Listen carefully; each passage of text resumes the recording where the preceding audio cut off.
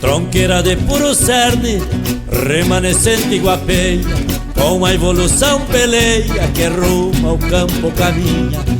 Mesmo que erva daninha te encontrou alambrador, esse eterno rastreador que sente-se ameaçado nesse mil danado que fere nossa memória. Mas quem tem raiz na história segue erguendo alambrado.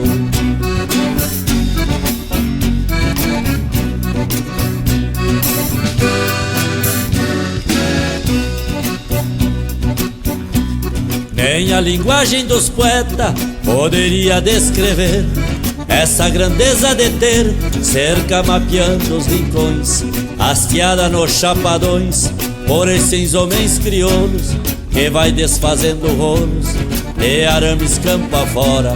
Não tem dia, não tem hora, este herói aramador que ao som de socador rompe o silêncio da aurora.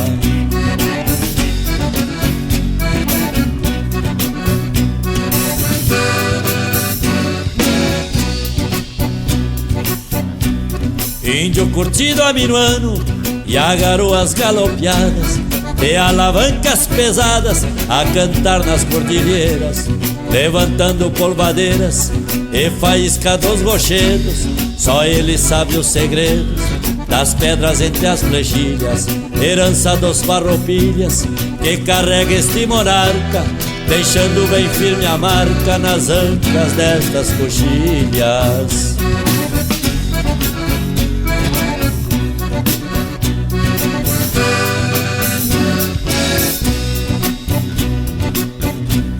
Acampado junto às sangas, nas sombras dos mata-olho, o frasco fica de molho, bem amarrado no tento. Mas às vezes um sorro atento corta-lhe a soga do trago, que se cambeia de pago na correnteza do rio, deixando o taura com frio e sem parceiro pro mato. Mas ele segue o combate, atilhando o tramerio.